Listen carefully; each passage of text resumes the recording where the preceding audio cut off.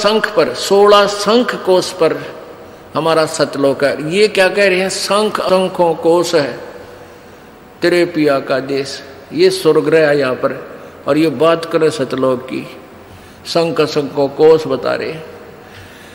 तो यहाँ गड़बड़ेशन हो जाती है, लेकिन फिर भी अब ये मक्खन है, ये भी अच्छे विचार हैं महापुरुषों के, लेकिन ये मक्खन है। अब इसको शुद्ध किया जाएगा और उसके ऊपर से जो फूई आवेगी उसमें बाहर फेंक देंगे, शुद्ध रख लेंगे अपना।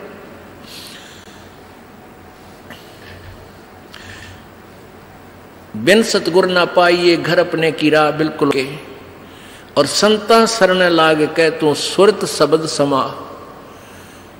अब ये राधा स्वामी पंथ में एक गाटा जोड़ रहे हैं, बस सुरत शब्द का अभ्यास कर ले, सुरत शब्द का अभ्यास कर ले। और कैसे 2.5 घंटे सामने बैठे, 2.5 घंटे सुबह नो आकड़ गए, इन्हें ना तो सुरत का बेरा ना शब्द का बेरा। और कैसे सुरत शब्द अभ्यास होता है ये भी ना पता इनको। कहते झूठा ज्ञान ध्यान कहाँ लाओ, ये बाद विदा चतुराई। थोड़ा ज्ञान नहीं करने का, नहीं तुम कहाँ ध्यान लगाओगे। और परमेश्वर कबीर जी की वाणी है कि कह कबीर सुनो भाई साधो, ये शब्द गुरु चित चेला रे। अब जैसे गुरु और चेले का कितना प्यार, कितना एक घनिष्ठ संबंध होना चाहिए। कह कबीर तुम चरण चित राखो, जो सुई में डोरा रे।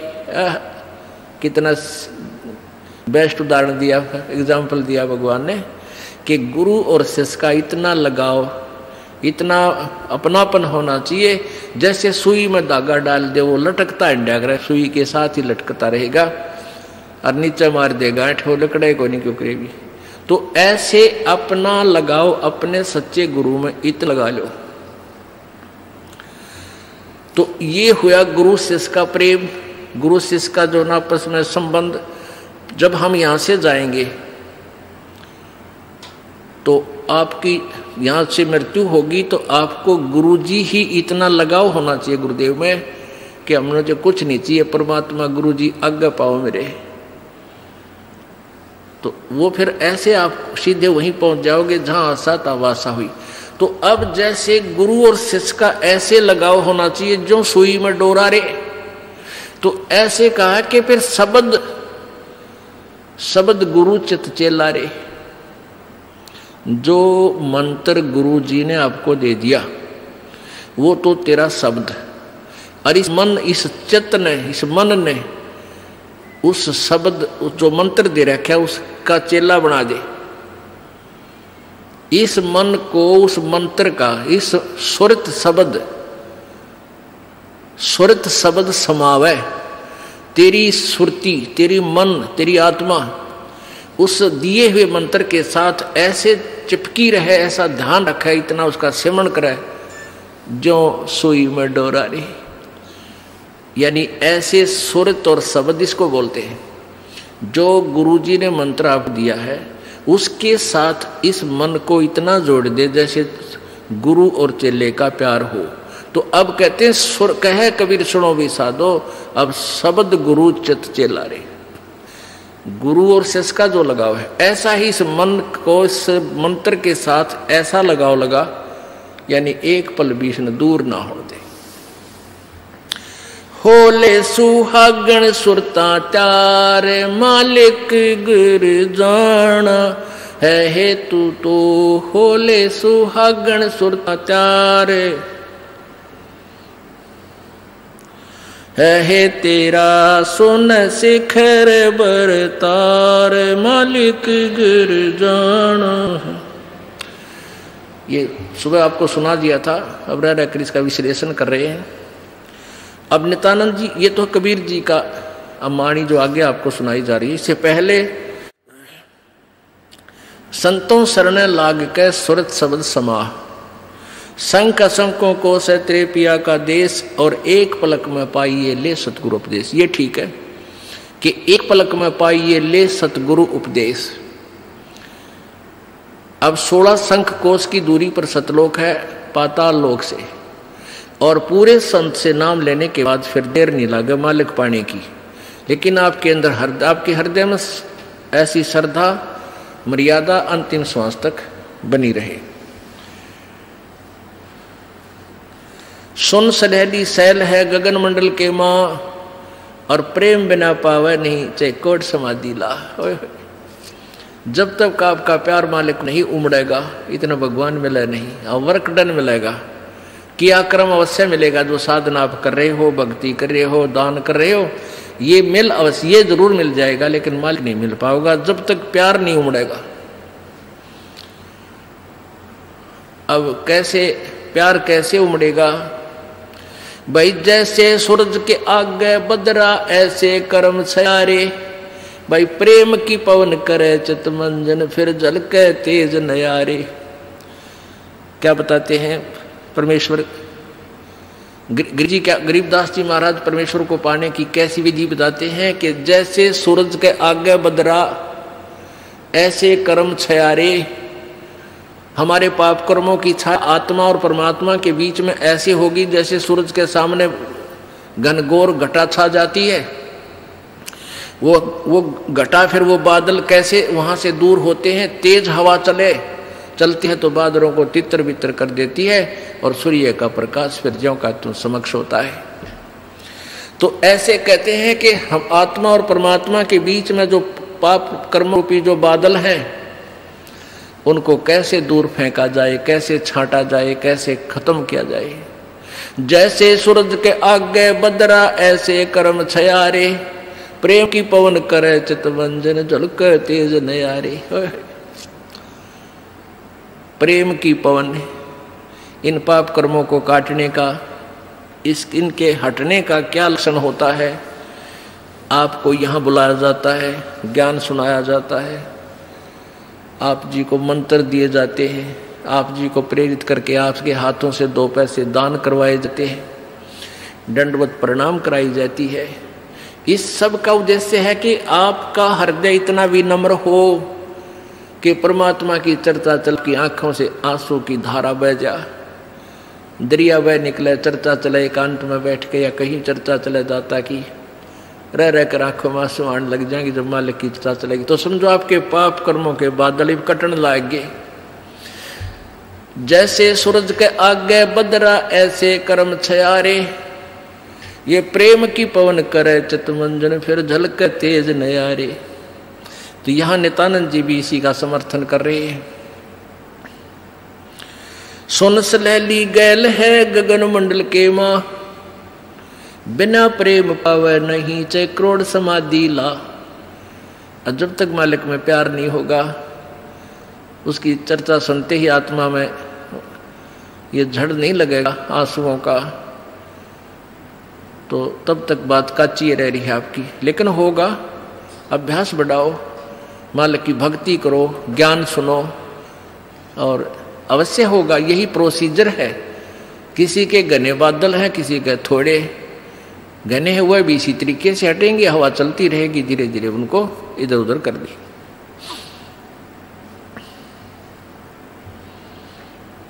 अब आपको बताया था कि जैसे नित्यानंद जी स्वर्ग सत्र के प्लेयर थे।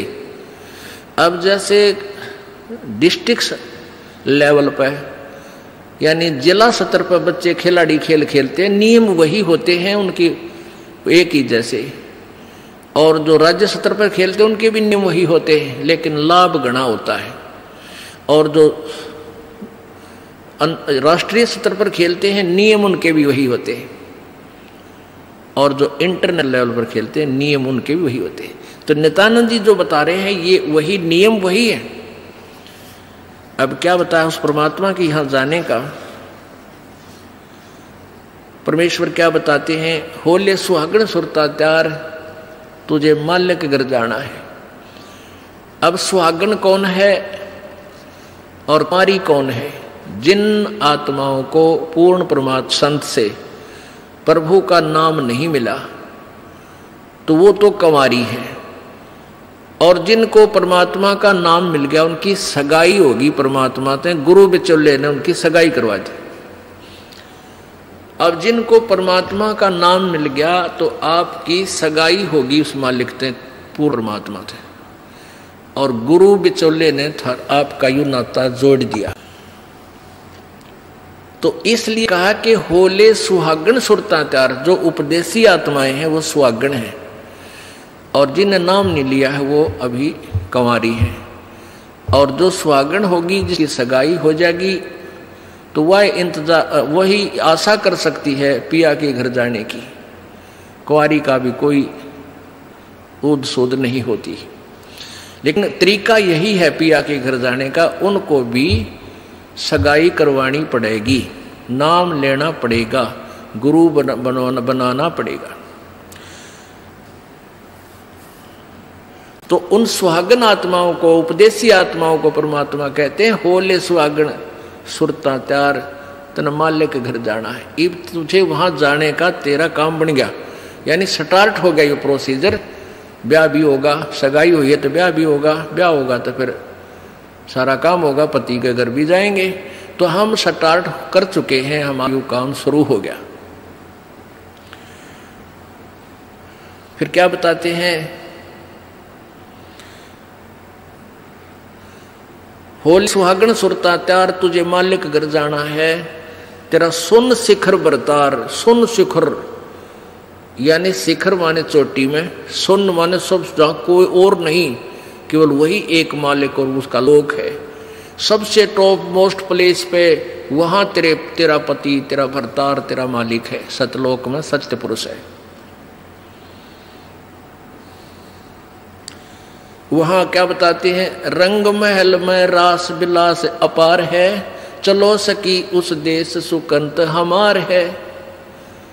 उस रंग महल में सारे ठाठ बाट हैं सतलोक के अंदर, और चलो सखी वहां अपना वो मालिक पति है, वो अपना कंत है, अपना प्रभु स्वामी मालिक है, उस लोक में चलो। नहले धोले ओढ़ पैर लेकर 16 सिंगार, आज नहीं ते तड़के परसों तेरे आवेंगे लड़ियार। अब नहाना क्या है, धोना क्या है, इस सत्संग रूपी दरिया में, गंगा में अपने अंतःकरण के मैल साफ करे। ओढ़ पैर ले, यहां क्या ओढ़ना है, क्या पहनना है, कौन से आभूषण हैं कि साधु जैसा भाव आपके अंतःकरण का दिखे, भक्ता कैसे लक्षण हो, ये तरह ओढ़ना है। और सील, संतोष, विवेक, दया, भाव हैं, ये इस प्रकार के 16 तरह आभूषण है। जो एक जैसे लड़कियां, वैसे ही उदाहरण देने पड़ते हैं उन्हीं के आधार से। लड़कियां शादी जब हो जाती है तो आभूषण पहनती हैं इसलिए कि तू अपने पति को अच्छी लगेगी। तो परमात्मा हमारा पति है, वो हम उसको कैसे अच्छे लगेंगे जब हमारे ये आभूषण होंगे। नम्रता होगी, दया होगी, शील, संतोष, विवेक से हम चलेंगे, किसी की आत्मा नहीं दुखावेंगे, हैं, दान धर्म करेंगे, सेवा करेंगे, तो तब उस मालिक को हम अच्छे लगेंगे, पसंद होंगे, तब वो हमें स्वीकार करेगा। और सुमन, ध्यान, भक्ति, ये पांचों यज्ञ करके अपनी कमाई करके अपना दहेज बना ले। फिर क्या बताते हैं, आज नहीं ते तड़के परसों, या अब तेरा कभी ना कभी जाने का समय अवश्य आएगा। तेरे साथ की कितनी जाली तू क्यों लारी वार, और गुड़िया खेलत न जन्म खो दिया लाया नहीं विचार। पहले हम बालक से थे, आजकल तो वो सारा छूट गया प्रोसीजर, तो मॉडर्न सिस्टम हो गया। बालक खेल भी गेला, कंप्यूटर तो खेल रहे हैं। पहले क्या था, हम छोटे छोटे बालक थे, उस समय जैसे दहेज देते थे लड़कियों को, तो उनका के देश था, ऐसे कोई क्या करते थे, लड़की को भेजना होता था तो उसके लिए कपड़े लाते, तो उसको क्या बताया जाता था कि इसको आगे वाली, इसकी जो ना सास, ननंद, पितृ और आसपास की जितनी लेना देना होता है, तो उनकी न्यों क्या करते, 40 तीड़ आग्नेया की लाइयो, 40 सूट। तीड़ तना समझते होंगे आजकल के बच्चे, पहला घाघरा हुआ करता है सब बारा, और उसको ऊपर एक कुर्ता, एक चुंदड़ी, उसने नकली बोलिया करते। तो नो क्या करते ये 40 और पहले दिखा करते उसको भेजने से पहले लड़की को गांव की औरतें आती थी गीत गाती हुई और वो देखा करती ये 40 तगलियाँ की हैं, ये 20 पछलियाँ की हैं, ये फलानियाँ की हैं, ये छोरी के हैं, ये दूसरे ससुरे की हैं। तो ऐसे बताते थे। तो वो छोटी लड़कियाँ होती थी ना, छोटी छोटी, पहले स्कूल स्काल कोई जाता नहीं था, वो अपने में टाइम पास कराया करती, कहता गोबर बिटोड़ा करती ना। फिर वो छोटी होती तो क्या करती थी, वो छोटे छोटे टुकड़े कपड़े सिलने के बाद दर्जियों पास हो जाते थे, उन इकट्ठे कर लेती और उनके ऐसी सतह बनता करके और 40 तन्यारी गिनकर दगाल लेती, एक गठड़ी बांध कर उसमें, और 20 न्यारी धर लेती न्यू का, और एक गुड़िया बना लेती, एक खिलौना बना लेती, एक गुड़िया सी खिलौने की स्त्री सी, और उस गुड़िया ने फिर गेला गुड़िया ने बांध देती गठड़ी में, ये इसकी तीड़ अगलियां की, ये पछलियां की। और वो होते ही तीन चीथड़े कपड़े टुकड़े से, और उनमें तो दूसरा कोई भाई या बहन उसी के लेवल का, 1-2 साल बड़ा छोटा, और एक आधा टुकड़ा निकाल लेता ना उसकी तीड़ मत है, उस गठड़ी मत है, वो पोटली बांध रही थी वह, तो वह रोन लग जाती वह लड़की, अरे मेरी तीड़ काट ली, पापीटर रोवर रोटी नहीं खावे, और ओढ़ चीथड़े ने वह तीड़ बांध रही, वो सूट बांध रही पूरा, तो बालक थी। और जब उस बेटी वाली लड़की बड़ी हो जाती है, युवा हो जाती है, और फिर उसका ब्याह हो जाता है, उसका शादी हो जाती है, विवाह हो जाता है, फिर उसको वो ओरिजिनल तिल मिल रहा है, वास्तविक तिल मिल रहे हैं, उसने वो सूट मिल लेंगे 10-20 जो अभी उसके होते थे। तो फिर वह गुड़िया लाना खेला है, क्योंकि वह सैनी होगी, वो मैच्योर होगी। तो पुण्यात्माओं, परमात्मा हमें क्या बताना चाहते हैं कि तुम यहाँ जो बेटा बेटी कार कोठी संपत्ति जोड़ने में जो तुम खेल खेल रहे हो, ये गुड़िया वाला खेल है। और जब आप इतने मैच्योर हो जाओगे, आपका ज्ञान इतना स्वस्थ हो जाएगा, आपको ये पता लग जाएगा कि ये सब नकली सांग है, झूठा सुख है, अस्थायी टेम्परेरी रिलेशन है हमारा यहाँ पर, और हमारा स्थान सतलोक में है। तो फिर आप इन गुड्डा गुड़िया के खेलने की फिर इच्छा नहीं कर सकते, सपने में भी नहीं कर सकते। अब जवान लड़की जब उसका ब्याह हो गया और उसके बाद वो ओरिजिनल सूट उसने मिले हैं, फिर उसने वह खेल कर दिखा दे गुड़िया गिला, कदे नहीं खेल सकती। तो आपको जब ये रह कर ये ज्ञान इसलिए सुनाया जाता कि आपका इन गुड्डा गुड़िया के खेल से मन हट जा, आप इतने मैच्योर हो जाओ, आपको वास्तविकता का पता लग जावे।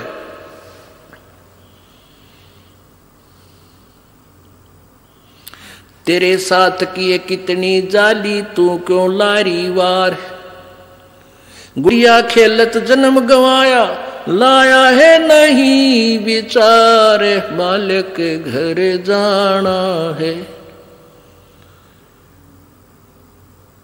कितने ते गुड़िया खेल कर जन्म खो दिया अपना, सारा ये कार कोठी बेटा बेटियां की दौड़ तोड़ में लगा रहा। अब उस सच्चाई से परिचित हो, फिर पुनः इन गुड़िया से नहीं खेलेंगे। अब तो चलो हैं, अब का जावे कहाँ, फिर भक्ति से ज्ञान से और कुछ ही समय दिनों में ऐसा समाधान आपका प्रभु कर देगा। बालक बच्चे भी आपके भगवान से डरने वाले, महात्मा की भक्ति करने वाले होंगे, और कुछ दिनों में आपको फ्री कर देगा प्रभु। अब भक्ति करें, बच्चे इतने बुद्धिमान समझदार हो जाएंगे, भगवान से डरने वाले होंगे कि अभी माता पिता ने अपना पूरा काम कर दिया, अभी इनको डिस्टर्ब ना करो। और वो परमात्मा से विश्वास करने वाले होंगे कि भी हमारा किया हमें मालिक जरूर देगा। तो इस प्रकार आपको फिर यहाँ से निकालने का एक सुअवसर परमात्मा देगा, और तभी आपका मोक्ष संभव है। तो ये परमात्मा ही करवाएगा, अपने इसके चरणों में पड़ा रहना है। कैसे? द्वार धनी के पड़ा रहे, धक्के धनी के खावे, 100 काल चकजोल ही पर द्वार छोड़ ना जावे। इसका यही तरीका फार्मूला बताया है कि अपने सच्चे सतगुरु के द्वार से दूर नहीं हो जा।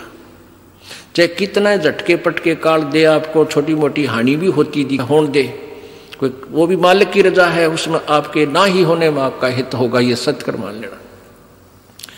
तो फिर आपने हर पहलू को अपनाना होगा कि राज्य क्रमता राम की रजा दरे जो शीश, दास गरीब दरस परस तीन बैठे जगदीश। कच्चा हीरा कृच हुए नहीं सह गण भार, और ऐसा मन ये हो रहा वहां लेख ले करता रहे।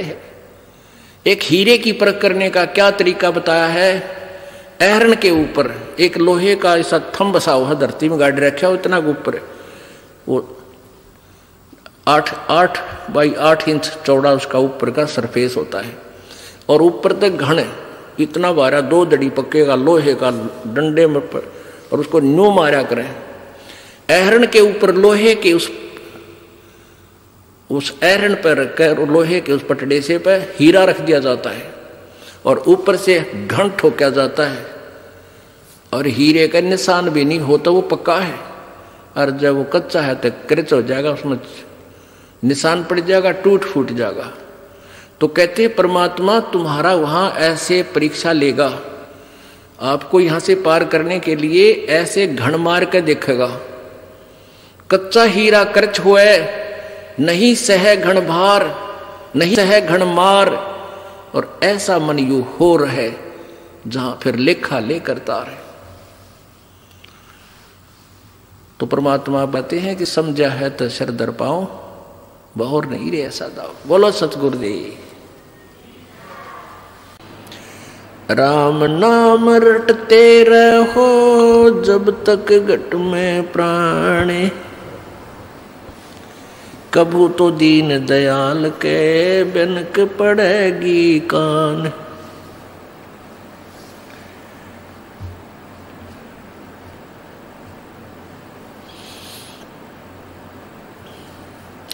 परमपिता परमात्मा पूर्ण ब्रह्म सर्व सृष्टि रचनहार कुल मालिक कबीर देव कबीर साहब कबीर अल्लाह, अल्लाहु अकबर, ये वही परमात्मा है जो बनारस में, काशी में, भारतवर्ष की पवित्र भूमि पर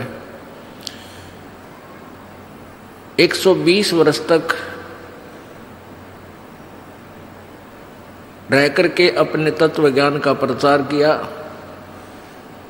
और एक जुलाहे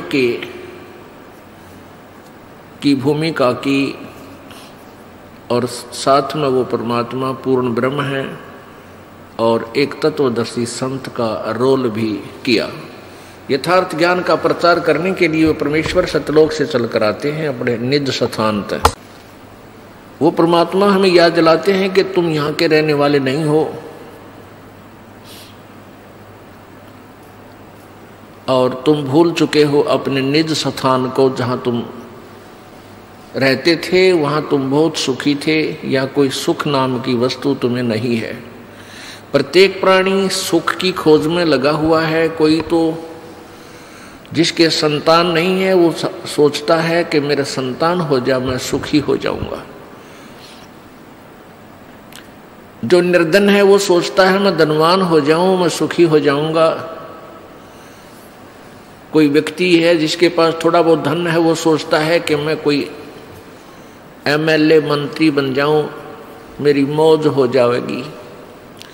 एमएलए मंत्री बनने के बाद उसकी नीयत बन जाती है कि मुख्यमंत्री बन जाऊं शायद मेरे ठाठ हो जाएंगे, मौज हो जाएगी, सुख होगा।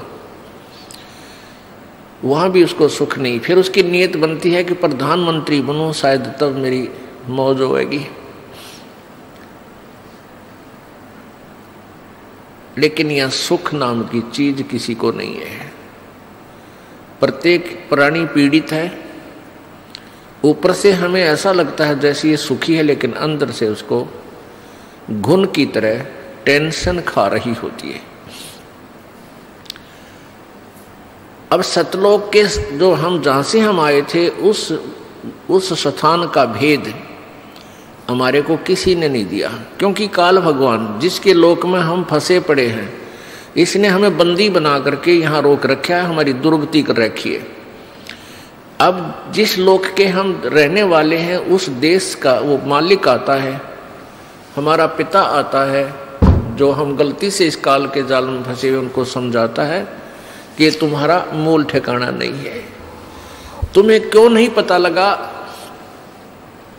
पीछे गए ना आगे गए ना बावड़े, रहते भी सब जहां, बिन साहिब की बंदगी कहीं ठोर ठिकाना ना।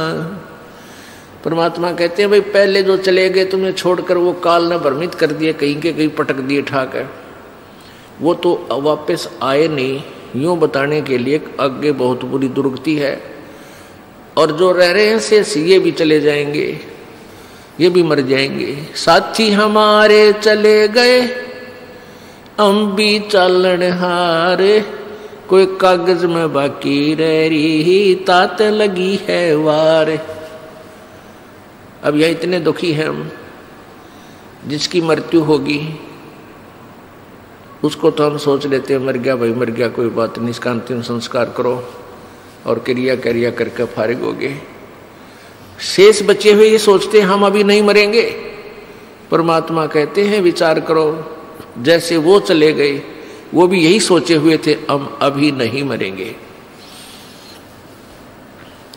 साथी हमारे चले गए और हम भी चालनहार। परमेश्वर अपने ऊपर ही ये सब उदाहरण दे करके हमें समझाना चाहता है। और कोई कागज में बाकी रह रही तात लागरी वार, अभी तेरे सांस शेष हैं प्रभु के कागजों में, इसलिए तू शेष बचा है। जिस दिन वो कागज पूरे हो जाएंगे, एक सेकंड ना घर वाले रखें और तो रखेगा कौन। तो क्या बताते हैं कि आगे गए ना बावड़े, बावड़े माने वापस नहीं आए, और रहते भी सब जहां, और बिन परमेश्वर की बंदगी की तो ठोर ठिकाना ना। आज आपने अपना घर, अपना देश, अपने बच्चे अपना ठिकाना मान रखा है कि हम यहाँ रहते हैं, ये हमारा ठिकाना है, और कल मृत्यु हो जाती है। कहाँ गए? पुण्यकर्मी स्वर्ग में, पाप किए हैं फिर स्वर्ग में जब पुण्य समाप्त हो जाएंगे फिर नरक में, और जब नरक वो पाप नरक के जितने भोगने हैं वो भोग पूरे हो जाएंगे, समाप्त हो जाएंगे, फिर पृथ्वी पर गधे की योनि में, गधे की योनि का संस्कार पूरा हुआ, फिर कुत्ते की योनि में, कुत्ते का पूरा हुआ, फिर दूसरे की योनि में। कितना ठोर ठिकाना ना स्वर्ग में ठोर ठिकाना, ना नरक में ठोर ठिकाना, ना मनुष्य जीवन में ठोर ठिकाना, ना देवता रूप में तेरा ठोर ठिकाना, क्योंकि यहाँ तो जन्म और मृत्यु का अटल विधान है। एक ऐसा स्थान है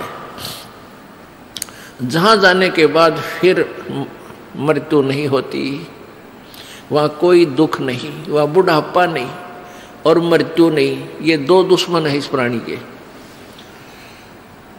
एक तो वृद्धावस्था, सबसे भयंकर दुख है वृद्धावस्था। अब कोई रोग हो गया, उसका ट्रीटमेंट हो जा, इलाज है। इस वृद्धावस्था का कोई इलाज नहीं। इसका इलाज है लेकिन ये प्रोसीजर लंबा है। परमात्मा के चरणों में आवे, पूर्ण ब्रह्म की साधना करे, परम संत से लेकर आखिरी सांस तक सच्चे दिल तो भक्ति करे, तो बुढ़ापे में आने वाली आपदाएं बहुत हल्की हो जाएंगी, बहुत फर्क पड़ जाएगा। लेकिन रहेगी वृद्धावस्था, उठा जाना बैठा जा, पर इतना फर्क हो जाएगा, चीस भड़क कम हो जाएगी। इतना राहत आपको अवश्य देगा, परमात्मा की भक्ति से राहत मिलेगी। और न मृत्यु का विकल्प यहाँ पर एक ऐसा स्थान है सतलोक, जहाँ हम रहा करते थे, वह न मृत्यु होती थी न वृद्धावस्था होती थी। ओए होए, हम उस सुख सतल को छोड़कर इस काल के लोक में दुख सतल पर आ गए। इस काल भगवान ने हमें इतना भ्रमित कर दिया, मिसगाइड कर दिया कि हम अपने मूल ठिकाने को इतना भूल गए, अब विश्वास भी नहीं होता कि भगवान खुद आके बताएंगे कि और स्थान है यहाँ, इनसे आगे, तो मन मानने को तैयार नहीं होता।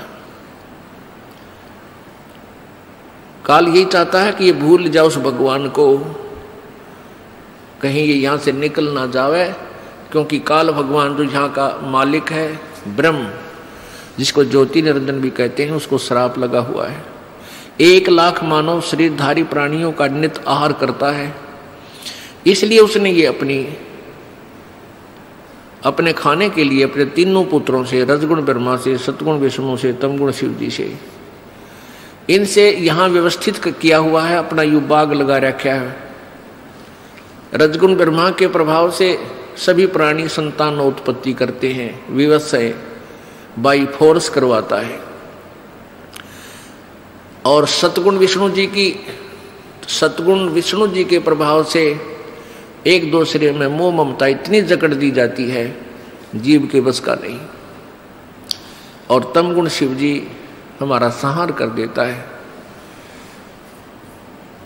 तो ये काल भगवान नहीं चाहता कि कोई प्राणी परमात्मा के बारे में जान सके, भ्रमित ज्ञान करवाता है, अपने दूत संत भेज के उल्टा ज्ञान की कथा सुनवाता है, पूरे समाज को शास्त्र विरुद्ध ज्ञान से रंगवा देता है। परमेश्वर स्वयं आते हैं और अपने तत्व ज्ञान का वो प्रचार स्वयं ही करते हैं, अपनी महिमा आप बताते हैं, अपने सतलोक के विषय में जानकारी देते हैं। उस सतलोक में हमें कितना सुख है। शंखों लहर मेहर की उपजे कहर नहीं जा कोई, दास गरीब अचल अविनाशी सुख का सागर सोई। शंखों लहर मेहर की उपजे और कहर नहीं जा कोई। ओए होए, दास गरीब अचल अविनाशी सुख का सागर सोई। अब कभी कभी एकांत में अकेले बैठे हों, एक बार एक ऐसी हिलोर उठती है आत्मा में, इतना आनंद आता है उस समय कि कोई भी दुश्मन शत्रु नहीं लगता, कोई बुरा नहीं लगता, सब अपने से लगते हैं।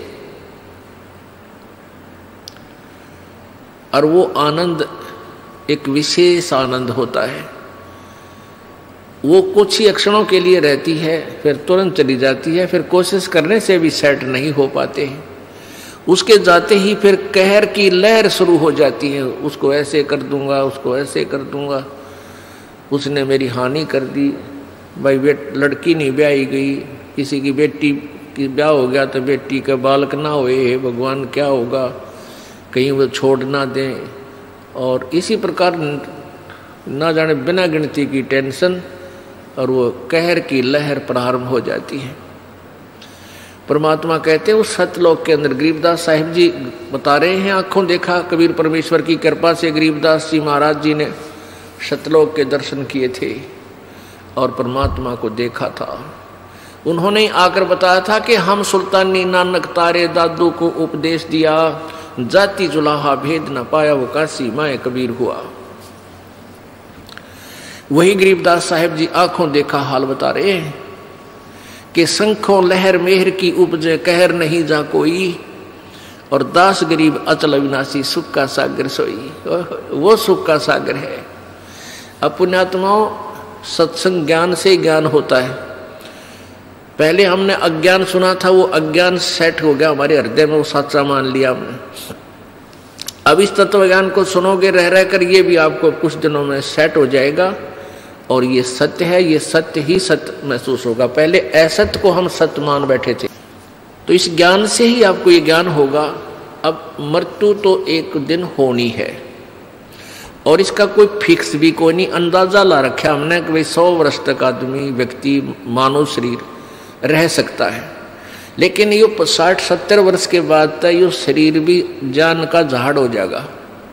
वो जीवो चाहे ना जीवो 70 साल पाछे, तो वो तो ठीक है, लालच छूटा कोई ना, मरा जाता कोई नहीं, जीव प्यारा सब ने लगे है, चाहे 100 वर्ष का भी हो गया, नहीं सोचा और जी जाऊं। तो ऐसी भावना क्यों है हमारे अंदर? क्योंकि हम ऐसे लोक में रहा करते थे, वहां मृत्यु नहीं होती थी और वो आत्मा को आज भी खटक रही है, भाई मरना नहीं चाहिए। हम सतलोक में रहते थे, वह मृत्यु नहीं होती थी। तो इसलिए अब भी इस आत्मा को न्यू लगा है, यो क्यों मर गए, हम क्यों मर रहे हैं, ये मरना नहीं चाहिए। तो ये बीमारी तो, इसका विकल्प तो यहाँ है ही नहीं, यहाँ तो हार्ड एंड फास्ट रूल है। अटल नियम है यहाँ का, जो जन्मा सो मृत्यु होगी, मृत्यु होगी उसका जन्म जरूर होगा। और सतलोक में ये नियम है कि वहां पुनर्जन्म नहीं है, वहां वृद्ध अवस्था नहीं है, युवा शरीर रहेगा, सदा युवा शरीर रहेगा, किसी चीज का अभाव नहीं, कोई वहां काम नहीं, और ये हार्ड चाम का शरीर नहीं। पुण्यात्माओं, ज्ञान से ही ज्ञान होता है, सुनने से ही ज्ञान होता है, सत्संग से आपको प्रेरणा मिलती है कि हम अपनी मृत्यु तो होनी ही है, अवश्य होनी है। तो क्यों ना हम अपना पूरी टारगेट, पूरा उद्देश्य सच्चे दिल से सतलोक जाने का बनाए, क्योंकि इस ज्ञान से आपको ये प्रमाण मिलेंगे, 100 प्रमाण देगा ये दास आपको कि ये लोक अपना नहीं है, अपना लोक सतलोक है। और उस सतलोक को किस किस ने सेकंड किया है, किस किस ने समर्थन किया है, खुद परमेश्वर ने आके बताया कबीर जी ने। और फिर कबीर परमेश्वर जी ने अपनी प्यारी आत्माओं, जो अश्रेष्ठ आत्माएं होती हैं, उस समय अच्छी आत्माएं होती हैं, उनको अपना गवाह बनाया, उनकी आत्मा को सतलोक लेकर गए, उस प्यारी आत्माओं को सचखंड दिखाया, अपना वास्तविक वहां परिचय कराया, समर्थता का ज्ञान कराया, वहां का सुख से परिचित करवाया, फिर उनको वापस शरीर में छोड़ा, जनता में वो अपना ज्ञान प्रचार करवाया। उन्होंने एक ही, सभी ने एक जैसा ही मार्ग बताया है, जैसे आदरणीय धर्मदास साहिब जी बांधवगढ़ वाले, आदरणीय मरुकदास साहिब जी, आदरणीय दादू साहिब जी, आदरणीय नानक साहिब जी, जिससे सिख धर्म का उत्थान हुआ, आदरणीय गीसादास साहिब जी, आदरणीय गरीबदास साहिब जी, इन सभी पुण्यात्माओं ने परमात्मा को पाया। इन्होंने सचखंड सतलोक आंखों देखा और फिर वापस आकर के उस अनुभव की आंखों देखे, उस परमात्मा की शक्ति समर्थता का अपने अमरवाणी में कलम तोड़ विवरण किया। हम देखा सो साच है और सकल प्रपंच, गरीबदास साहिब जी कहते हैं हमने जो देखा वो सत्य है, बाकी जो कह रहे हैं वो सब प्रपंच झूठ बोल रहे हैं। तो पुण्यात्माओं, क्या आवश्यकता थी उन महापुरुषों ने, नानक साहिब जी ने या गरीबदास साहिब जी ने सचखंड के बारे में डंडोरा पीटन की? यदि वो स्थान ना होता तो वो सत्य है। हमने अभी तक जो ज्ञान सुना था स्वर्ग तक, अब स्वर्ग से आगे हमारी बुद्धि काम करे नहीं थी। अब हमें ज्ञान हो गया, अब हम अपना तन मन धन से उस सतलोक में जाने का प्रयत्न करेंगे। पुण्यात्माओं, सु अवसर है। परमेश्वर ने काल से कहा था कि सतयुग में, काल ने कहा था परमेश्वर कबीर जी से कि 3 युगों में जीव आप कम ले जाना, और चौथा युग जब कलयुग आवे तब तो शरण जीव बहु जावे। ऐसा वचन हर मोय दीजे, तब गवन संसार ही कीजिए। काल ने कहा था प्रभु 3 युगों में, सतयुग, त्रेता, द्वापर में आप अधिक प्राणी सतलोक मत ले जाना, और चौथा युग जब कलयुग आएगा तब आप कितने ही प्राणियों को सतलोक ले जाना। तो परमात्मा ने कहा ठीक है तथास्तु। तो उस परमात्मा के उस वचन अनुसार, और काल ने भी अपने मुख से ही कह दिया कि कितने जीव ले जाना, लेकिन एक और प्रार्थना की थी कि जो आपके ज्ञान को स्वीकार करे आप, वो आपका, और जो आपके ज्ञान को स्वीकार नहीं करे, मेरे ज्ञान को स्वीकार करे, वो हमारा। आप उसको बाई फोर्स मत ले जाना, अपना ज्ञान दे करके अपना बनाना। तो इसलिए पुण्यात्माओं, अब जो परमात्मा की इस अमर वाणी पर जो विश्वास करेगा वो परमात्मा का हो जाएगा, और जो इस वाणी को नहीं समझेगा वो काल का है, वो काल का रहेगा। जैसे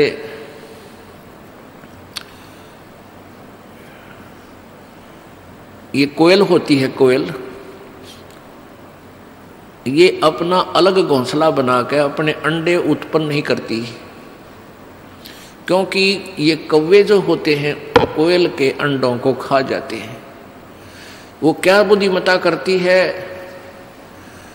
कि मादा कौवी जो होती है, मादा कौवा कौवी, वो जहाँ भी उसने अंडे उत्पन्न कर रखे होते हैं घोंसले में, जब वो कहीं इधर उधर चुग्गा चुगने जाती है, आहार के लिए बाहर जाती है, तो मादा कोयल तुरंत वहाँ जाकर के अंडे उत्पन्न कर देती है।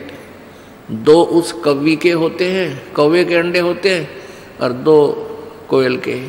अब वो कौवी वापस आती है, वो देखती है 4 अंडे हैं, वो पहचान नहीं पाती है मेरे कौन से हैं, इसलिए वो चारों की परवरिश कर देती है, उनको से करके मैच्योर बना देती है, बच्चे निकाल देती है।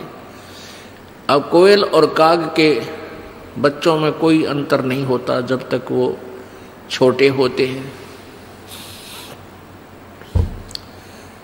अब वो मादा जो कोयल होती है वो देखती रहती है कि तेरे बच्चे इस घोंसले में हैं और इन चरवा मत हैं, वो भी नहीं पहचान पाती है कि मेरे कौन से हैं।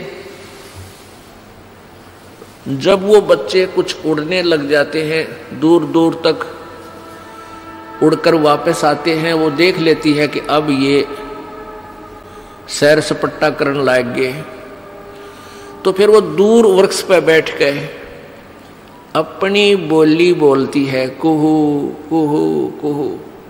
जो कोयल वाले बच्चे होते हैं वो अपनी माँ की बोली को पहचान जाते हैं, वो ऐसे ऐसे करते हैं। और कौवे वाले का बामा भी कोनी, वो तो बेड़ा के बीन बजाई जा रही है।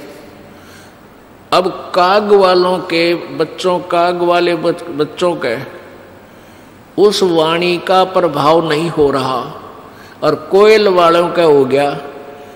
उन्होंने देखा कि ये आवाज उधर से आ रही है, तो वो कोयल वाले बच्चे उड़कर उस आवाज की तरफ चल पड़ते हैं,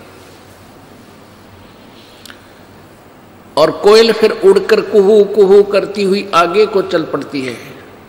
पीछे उसके पीछे कौवी भागती है कि मेरे बच्चे गए।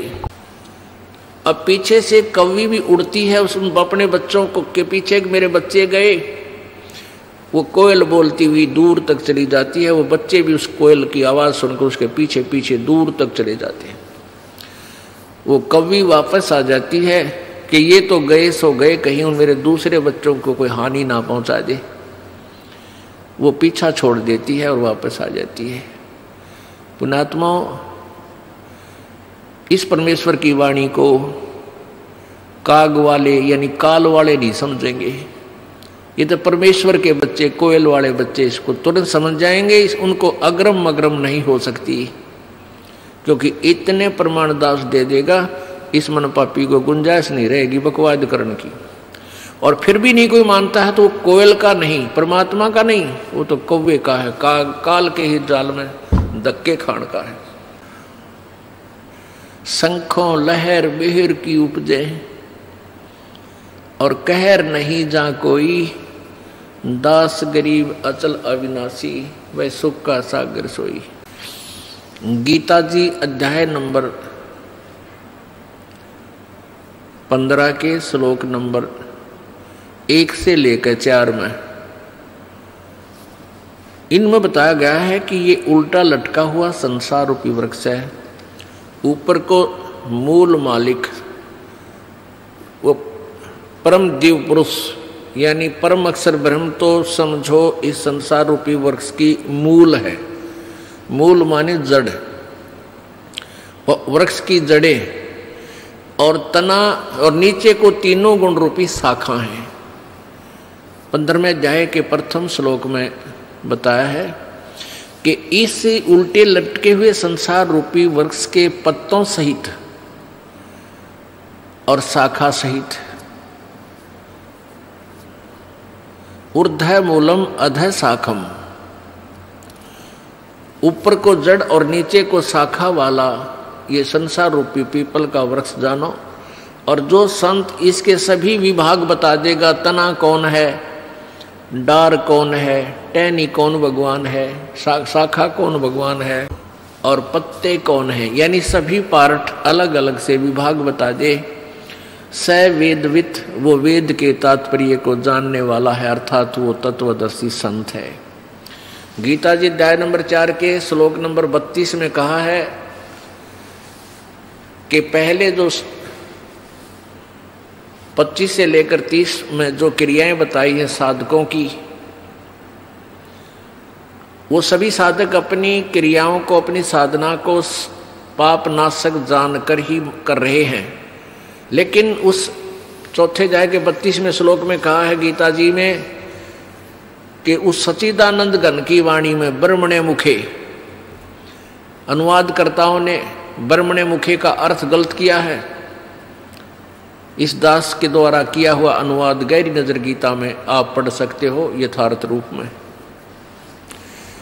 सच्चिदानंद घन की वाणी, उन्होंने वेद की वाणी लिख दिया ब्रह्मणे मुखे। ब्रह्मणे माने वेद लिख दिया, नहीं, ब्रह्मणे माने सच्चिदानंद घन परमेश्वर, यानी परम अक्षर ब्रह्म पूर्ण परमात्मा। कबीर वाणी, कबीर जी की वाणी में विस्तार से कहे गए हैं उनको।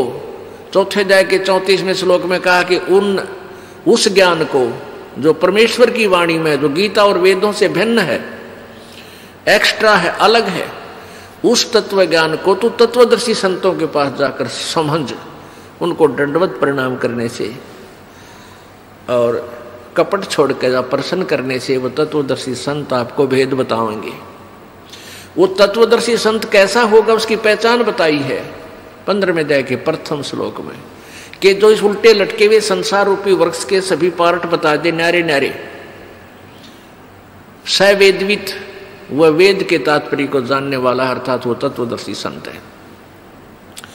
वो तत्वदर्शी संत की भूमिका परमेश्वर ने स्वयं ही की है। आप आरती, आप साजे, आप किंगर, आप बाजे, आप ताल, झांझ झनकारा, आप नचे, आप देखनारा। कह कबीर ऐसी आरती गाऊं, आप मध्य आप समाऊं। वो परमात्मा ने स्वयं ही रोल किया है, स्वयं एक दास का रोल किया है। एक गरीब व्यक्ति बनकर राम रटत दारिद्र भलो, टूटी घर की छान, वो सुंदर महल किस काम के जहां भक्ति नहीं भगवान। तो परमात्मा ने गरीब से गरीब, पुअर निर्धन की भूमिका की कि कहीं कोई किसी का वहम रह जावे कि भाई परमात्मा प्राप्ति तो धनी लोग ही कर सकते हैं, क्योंकि वो भंडारे भी कर सकते हैं, वो धर्मशाला भी बनवा सकते हैं। पुण्यात्मा, धनी और निर्धन सभी परमात्मा पा सकते हैं, लेकिन संत पूरा हो, उनकी नीयत साबित हो, श्रद्धा पूरी हो, आजीवन मर्यादा में रहे, दोनों पार होंगे।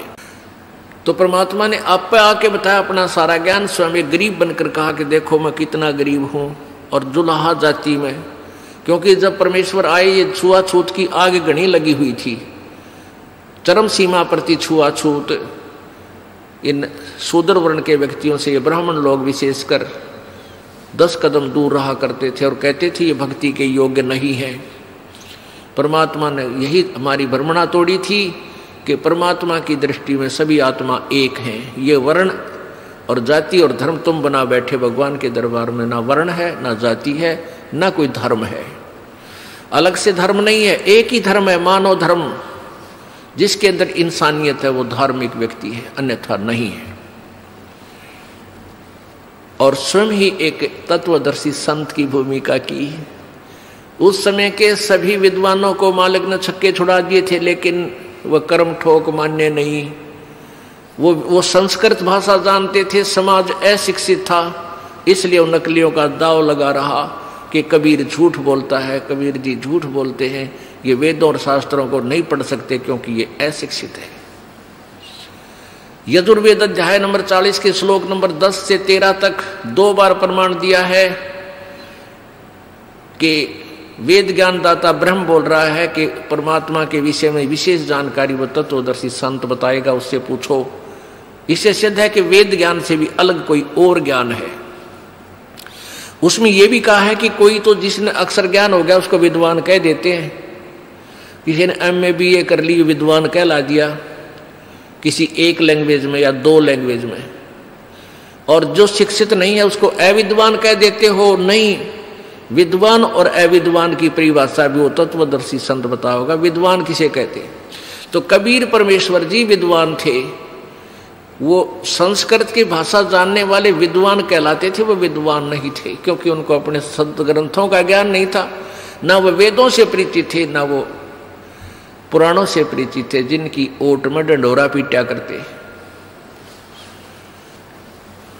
तो परमात्मा ने स्वयं ही आकर बताया, तत्व ज्ञान अपनी महिमा आप पर बताई।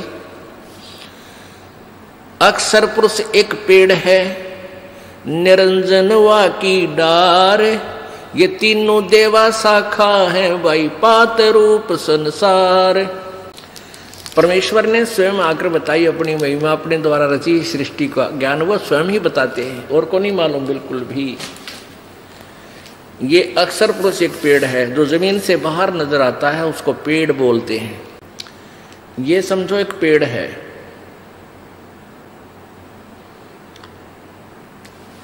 जमीन से बाहर जो नजर आता है, दृष्टिगोचर हो रहा है, उसको पेड़ बोलते हैं। तो ये एक पेड़ है। परमात्मा ने क्या बताया है कि अक्षर पुरुष, ये अक्षर पुरुष तना जो है, ये तो तना है, और निरंजन ये ब्रह्म है, ज्योति निरंजन काल, ये अक्षर पुरुष सर्वब्रह्म सरपुरुष या काल ब्रह्म, इसी को कहते हैं। अक्षर पुरुष एक पेड़ है, निरंजन ज्योति निरंजन भी इस ब्रह्म को बोलते हैं। निरंजन वाकी डार, और तीनों देवा शाखा है, भाई पात रूप संसार। अब क्या बता रहे हैं? परमात्मा ने पूरा विभाग बता दिया, और फिर ये जड़ जो बाहर गुप्त है, प्रोक्ष है, जो भगवान, ये जड़ कौन है? ये पूर्ण ब्रह्म परमेश्वर परम अक्षर ब्रह्म है। अब दूसरे शब्दों में हम इसको ऐसे कह सकते हैं, ये पूर्ण ब्रह्म कबीर साहिब है, परम अक्षर ब्रह्म यही कहलाता है। ये संसार रूपी वृक्ष की मूल है, जड़ है। अब इस जड़ से खुराक चलती है, तना में आती है, तना से डार में, डार से टहनियों में, शाखाओं में, शाखाओं से फिर पत्तों में। हम यहाँ पात रूप संसार।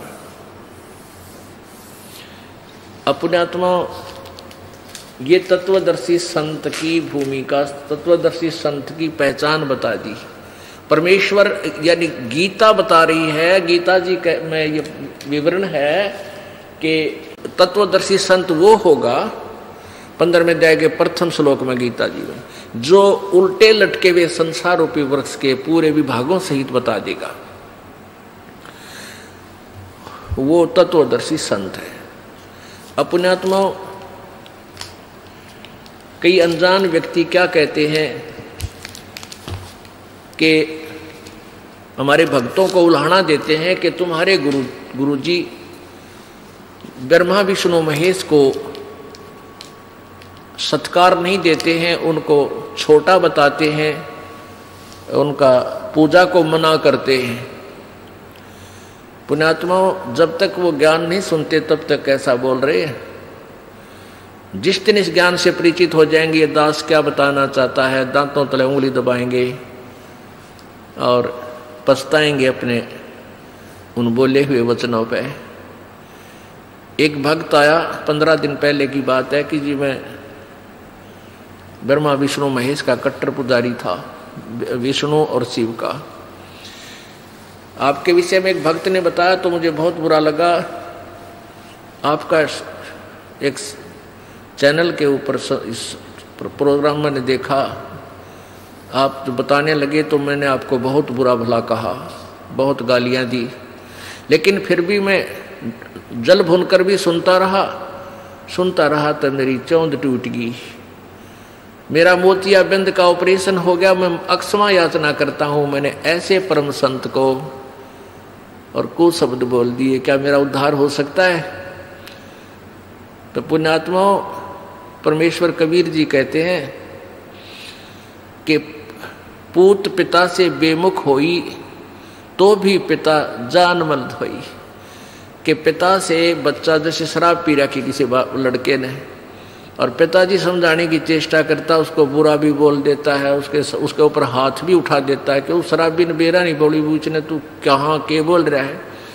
तो जब उसके शराब नशा उतर जाता है पिताजी फिर भी उसको सीने से लगाता, उसको अपना बेटा बुरा नहीं लगता, उसको ना बेटी बुरी लगती। तो ऐसे ही आप इस चीज से परिचित नहीं हो, इस दास को ये ज्ञान हो गया कि आप दो नहीं हो, ना आप अलग नहीं हो, ना हिंदू अलग है, ना मुसलमान अलग है, ना सिख अलग है, ना ईसाई अलग है। आपका कोई शत्रु नहीं है, काल ने हमें शत्रु बना रखा आपस में विभाग करके। ये यही चाहता है कि डिवाइड एंड रूल, इनकी आपस में दुर्गति होती रहे, ये भगवान से भूल जाएं और उस अज्ञान आधार पर एक दूसरे के साथ लट्ठम लट्ठा रहे। लेकिन परमात्मा का ज्ञान ये सब अंधेरा हटा देगा और फिर हम पहचानेंगे हम कौन है, कहाँ से आए। बहुत आंखों में पानी आ गया उस बच्चे के, युवा लड़का था, 25-26 वर्ष का, 30 का होगा, और कहे जी क्या मेरी सचमुच अक्षमा होगी, माँ बेटा हो गया, आप भक्ति कर कोई दिक्कत नहीं। आइए अब हम उन श्रद्धालुओं के अनुभव जानते हैं जो जगत गुरु तत्वदर्शी संत रामपाल जी महाराज जी से दीक्षा प्राप्त कर चुके हैं तथा उनके द्वारा बताए गए भक्ति मार्ग पर चल रहे हैं। जी नमस्कार। नमस्कार जी सर जी। सर क्या नाम है आपका? राजेंद्र सिंह जादौन, बठिंडा, पंजाब से। सर संत रामपाल जी महाराज जी से कब जुड़े आप? 10/8/2014 को जुड़े थे जी। सर संत रामपाल जी महाराज जी से जुड़ने से पहले आपने क्या भक्ति साधनाएं की?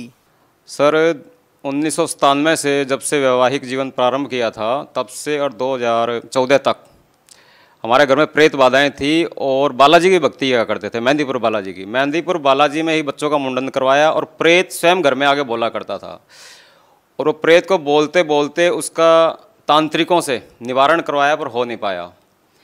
और उसके बाद में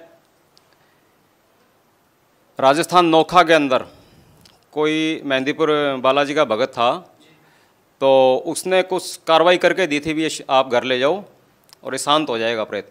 मेरे घर पे आने से पहले प्रेत ने कह दिया था कि जो तू करवा के लाया है ना, उसके करवाने से कोई तेरे को लाभ नहीं होगा। और मेरा हाथ पकड़ा, बाजू पकड़ा और मंदिर के अंदर ले गया जहाँ मंदिर बनाया हुआ था, और उस प्रेत ने अपनी छाती पे जो बालाजी का स्वरूप था मेहंदीपुर बालाजी का तोड़ के फेंक दिया था। कहता जिसकी तू भक्ति कर रहा है ना, मैं इससे भी तकड़ा हूँ। उस दिन मेरे को यह पता लगा कि इस संसार के अंदर इन देवी देवताओं से कोई ऊपर शक्ति है, या तो शैतान है या कोई और है परमात्मा। तो सर पहले क्या क्या भक्ति साधनाएं आपने की? इससे पहले हमने हनुमानगढ़ संगरिया में मुसलमानों के जो अपने पीर खाने होते हैं वहाँ भी गए थे, और वहाँ भी कोई लाभ नहीं हुआ। पैसे देते गए लेकिन लाभ नहीं हुआ। मोड़ मंडी पंजाब में यहाँ भी गए थे, वहाँ भी कोई लाभ नहीं हुआ। उत्तर प्रदेश सिकंदराबाद में भी गए, वहाँ भी कोई लाभ नहीं हुआ। सर जब आप पहले ही इतनी सारी भक्ति साधनाएं कर रहे थे तो फिर आप संत रामपाल जी महाराज जी की शरण में क्यों गए? क्या ऐसा कारण बना कि आपको संत रामपाल जी महाराज जी की शरण ग्रहण करनी पड़ी? सर जी इससे पहले हमें संत रामपाल जी के नाम का भी नहीं पता था। संत रामपाल जी के शिष्य एक दिन कॉलोनी में आए और दरवाज़ा खटकाया, सुबह का 8 बजे का टाइम था। उनका नाम था विपन जी। तो उन्होंने ज्ञान गंगा बुक दी, उसमें झगड़ा हो रहा था हमारे घर के अंदर। तो हमने कहा बाबाओं के चक्कर में हम बर्बाद हैं, हम विश्वास नहीं करते। वो बोले सर जी लो ये 10 रुपये ज्ञान गंगा बुक है। तो मैंने कहा चलो कोई आया होगा दे देते हैं 10 रुपये। 10 रुपये दे के और ज्ञान गंगा बुक मैंने बेड पे रख दी और मैं गाड़ी लेकर गुजरात चला गया। जब मैं गुजरात से वापस आया 10 दिन के अंदर, तो हमारी जो पत्नी है हमारी, उसने ज्ञान गंगा को बुक को कंप्लीट पढ़ दिया और शास्त्रों से मिलान भी कर दिया। मिलान करने के बाद में तो आशाराम जी की भक्ति हुआ करती थी हमारे 2007 से 14 तक, 7 साल तक। इसी दौरान तो उन्होंने ये कहा कि जितना भी उनका अनुभव था किताब का, बुक का मिलान किया तो सारा मटेरियल उन्होंने जल प्रवाह कर दिया और बोले ये है हमारी असली भक्ति, जो हम कर रहे थे वो सही भक्ति नहीं थी। तो 10/8/14 को हमने सतलोक आश्रम गए और वहाँ दीक्षा ले ली। सर जैसे कि आपने आसाराम बापू का जिक्र किया, उसके बाद आप संत रामपाल जी महाराज जी की शरण में आए, तो सर दोनों संतों के अंदर आपको क्या भिन्नता नजर आई और क्यों आपको ऐसा लगा कि संत आसाराम जी द्वारा दी गई भक्ति सही नहीं है? आसाराम बापू की भक्ति यूँ सही नहीं थी कि मेरी गाड़ी के 3 एक्सीडेंट हुए थे और उसमें मेरे पास 176 गज ज़मीन थी, जो कि एक 30 फुट रोड और एक 26 फुट रोड पे, मेन रोड पे मकान था। 2 किस्तों में मेरे को बेचना पड़ा। वो कर्जा इतना चढ़ गया कि ज़मीन बेचने के बाद में भी 7 लाख रुपए कर्जा रहा 3 एक्सीडेंट के अंदर, तो बर्बाद हो गया। उसके बाद में किराए पे चला गया। लेकिन ज्ञान गंगा जब बुक आई, बुक आने के बाद में दीक्षा ली, तो दीक्षा मैंने क्यों ली, इस विषय से ली कि मैंने कोई गुरु नहीं बनाए अपने लिए लाइफ में। हमारी भक्तमती धार्मिक थी, हमारी पत्नी जो है धार्मिक थी, तो मैंने कहा भाई चलो ये जो शक्ति है, ये जो ज्ञान है, इससे अति उत्तम होगा, क्योंकि गुरु कोई भी नहीं छोड़ के राजी है, चाहे वो असली हो या नकली हो, जो भी हो।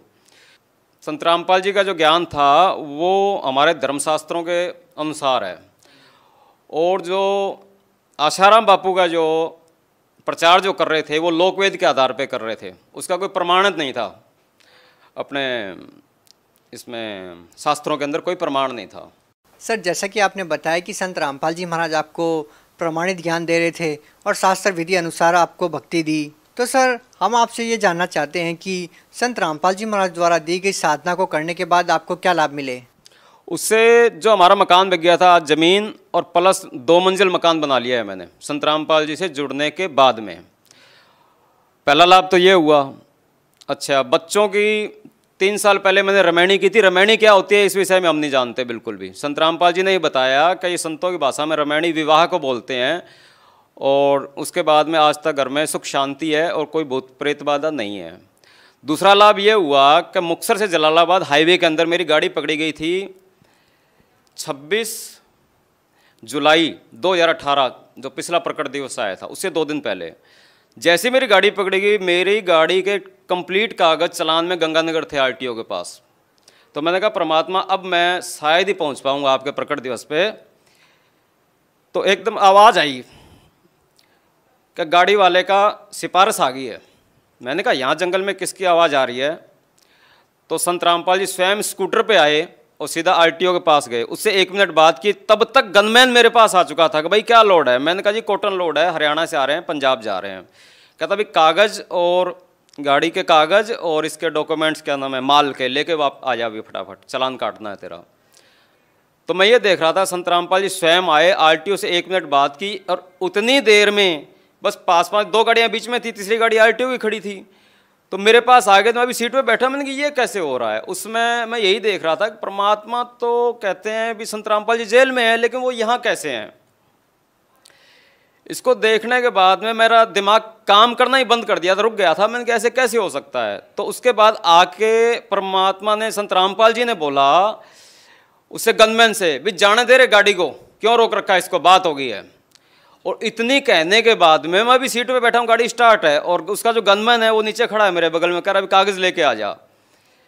तो वो गनमैन भी कहता है भी वापस चला जाता है आरटीओ की तरफ, और संत रामपाल जी मुक्तसर की साइड में चले जाते हैं अंधेरे में, क्योंकि 4 बजे का वक्त था, अंधेरा था उस समय। तो वहाँ जो गनमैन था वो आरटीओ के पास गया, उससे बात हुई, और बात करके वो बोला भी गाड़ी को जाने दो। सबसे दूसरा लाभ मेरे को ये हुआ। तीसरा ये हुआ कि जो कर्जे के बाद में जो मैंने ज़मीन बना ली, मकान भी बना लिया, तो आज उसमें प्लस 5-7 लाख का प्रॉपर्टी प्लस हो गई है, पहले काम माइनस में थी। तीसरा लाभ ये है जी, मेरी कमर में बहुत बड़ा दर्द भी नहीं था, एक तरह का जैसे हड्डी टूट जाती है, रीढ़ की हड्डी, उस हिसाब से था। तो मेरे से चला भी नहीं जा रहा था, अंग भी नहीं हिल रहे थे उस समय। ये हनुमानगढ़ राजस्थान की बात है, अभी कोई 6 तारीख की बात है, इस प्रकट दिवस पे। तो मैंने कहा परमात्मा ये भी दया हो गई आपकी, अब दास क्या करेगा कि बच्चे छोटे हैं तो गाड़ी नहीं चलाएंगे, नहीं उनको कोई ऐसा ट्रेनिंग दे रखी है मैंने बच्चों को। तो मैंने कहा अब गाड़ी को कबाड़ियों को बेच देंगे और घर पे जाके भक्ति करेंगे, आराम से साधना करेंगे। बढ़िया हो गया। तो उसके 3-4 घंटे के बाद ही मेरा धीरे धीरे वो शरीर सही स्वस्थ हो गया, और आज मैं बिल्कुल स्वस्थ हूँ। किसी डॉक्टर से 1 रुपये की भी दवाई नहीं ली मैंने। 5वां लाभ जो है वो ये है कि हमारी जो पत्नी है उसको खूनी बवासीर था और लिकोरिया की बीमारी थी, वो भी आज कंप्लीट स्वस्थ है बिना दवाई के, संत रामपाल जी से नाम दीक्षा लेने के बाद में। आज तक यही लाभ है, सुख शांति है और अपना सही जीवन जी रहे हैं। और अपने सर जी ऐसा था, दुकान है घर के अंदर, नीचे ऊपर रिहाइश है, 2 मंजिल मकान है। तो उसमें एक बार ऐसा हुआ था, कुछ पैसे रखे थे, शाम को गल्ला कंप्लीट रखने में 4000 के करीब थे, और उसमें से जैसे किसी को 1500 रुपये दे दिए गए थे। 1500 रुपये देने के बाद में जब बेटा आया तो उसने कहा भी इसमें पैसे किसने दिए हैं? तो हमने कहा जी हमने दिए 1500 रुपये। कहता 1500 रुपये दिए, लेकिन जितने में रख के गया था उतना ही है, ये पैसे कहाँ से बढ़ गए? तो सबसे बड़ा लाभ तो ये हुआ जी 1500 रुपये वो हमारे बढ़ गए थे। और दूसरा, एक बार गंगानगर के अंदर डीजल चोरी हो गया था हमारा। डीजल चोरी हुआ तो बेटे ने बोला कि पापा जी डीजल चोरी हो गया। मैंने कहा चलो जो ले जाएगा उसके कर्म फोड़ेगा, हमारा क्या चोरी हुआ है। तो उसी डीजल में इतनी बरकत हुई कि जितना डीजल मेरा था, कम से कम समझो आप 50 लीटर डीजल मेरा चोरी हुआ था, 3.5-4 की एवरेज है उसकी। तो 300 किलोमीटर गाड़ी शेष डीजल में उतनी एवरेज बढ़ाई थी या परमात्मा ने बंदी छोड़ने डीजल बढ़ाया था, वो तो मालिक की लीला मालिक ही जानते, लेकिन हमारा कोई नुकसान नहीं हुआ था। ये 2 लाभ हमारे को विशेष हुए हैं। सर, जैसा कि अभी आपने रामायणी का जिक्र किया, बच्चों की जब आपने शादी की उस विवाह को आपने रामायणी बताया। संत रामपाल जी महाराज द्वारा सादगीपूर्ण विवाह करवाया जाता है। सर, इस सादगीपूर्ण विवाह के बारे में बताइए, किस प्रकार से करवाया जाता है? संत रामपाल जी ने जो रामायणी है, इससे पहले हम भी नहीं जानते थे। ये 17 मिनट में शादी होती है। रामायणी कहो या शादी कहो, वो भाषा अलग है। और इसमें ना दहेज लिया जाता है ना दिया जाता है। इसमें कोई बारात नहीं, कोई बैंड नहीं, कोई बाजा नहीं, कोई सेहरा नहीं, कोई पंडित नहीं, कोई काजी नहीं, ना ही कोई हवन फेरे हैं। सिंपल तरीके से जाओ और अपना 17 मिनट में गुरु जी का एक बनाया हुआ मतलब रामायणी है, वो 17 मिनट में पढ़ दिया जाता है। और परमात्मा को, संत रामपाल जी को साक्षी मान के और अपना जीवन बच्चे स्टार्ट कर लेते हैं। सर, आपने बताया कि संत रामपाल जी महाराज जी के शरण में जाने के बाद इतने सारे लाभ आपको मिले। सर, आज वो संत जेल में है, उनके ऊपर देशद्रोह जैसे आरोप लगे हैं। सर, क्या कहना चाहेंगे आप? संत रामपाल जी जेल में हैं, ये सब जान रहे हैं, तो फिर वो कौन थे जो गाड़ी छुड़वाने के लिए आए हुए थे? पहले तो उसकी इंक्वायरी कर लो आप, उससे आपको क्लियर हो जाएगा कि 26 जून 2018 में जो आए थे, फिर वो कौन थे? ये सशरीर कबीर साहिब आए हुए हैं और अपनी शक्तियों को छुपाए हुए हैं। और जब भी ये आते हैं, सर, जो श्रद्धालु है वो कैसे विश्वास करेंगे संत रामपाल जी महाराज के ऊपर? संत रामपाल जी महाराज पे ऐसे विश्वास करेगा, जब कबीर साहब 600 साल पहले आए थे तब उन्होंने अपने आप छुपा के ही लीला की थी। चाहते तो वो एक पल के अंदर ही अपनी शक्तियों को उजागर कर देते, लेकिन एक आम इंसान की तरह उन्होंने उपदेश दिया था और समझाने का प्रयास किया था। सर, जैसा कि संत रामपाल जी महाराज जी जेल के अंदर है, सर उसके बावजूद भी उनके अनुयायियों की संख्या लगातार बढ़ती जा रही है। सर, इसके पीछे क्या कारण है, जबकि संत रामपाल जी महाराज तो जेल में हैं? संत रामपाल जी जो भक्ति साधना के जो सही मंत्र दे रहे हैं, उन मंत्रों में ही इतनी शक्ति है और वो प्रमाणित हैं। और वो प्रमाणित कैसे हैं कि जैसे जो प्रमाणित संत हमारे आए थे, गरीबदास जी महाराज हैं और संत रामपाल जी हैं, मीराबाई हैं, नानक साहब हैं, इन्होंने यही मंत्र जाप किया था, वहाँ से वो प्रमाणित हो जाते हैं। और इन मंत्रों की शक्तियों से ही हमें पूरा लाभ हो रहा है। सर, जो लोग आज भी संत रामपाल जी महाराज जी से जुड़ना चाहते हैं, वो उनसे नाम दीक्षा कैसे प्राप्त कर सकते हैं? अभी जो साधना चैनल पे जो टीवी पे जो सत्संग आता है 7:30 से 8:30 बजे तक, उस पर पीली पट्टी चलती है। पीली पट्टी पे सब नंबर दिए हुए हैं, वहाँ पे कॉल करो और घर घर हर भगत पूरे मतलब भारतवर्ष में फैले हुए हैं। और इसके प्लस ऐसी व्यवस्था बना दी गई है कि जगह जगह आश्रम है और वहाँ टीवी चैनल के प्रचार के माध्यम से अपने जुड़ सकते हैं। जी, धन्यवाद। सत साहिब जी, सत साहिब।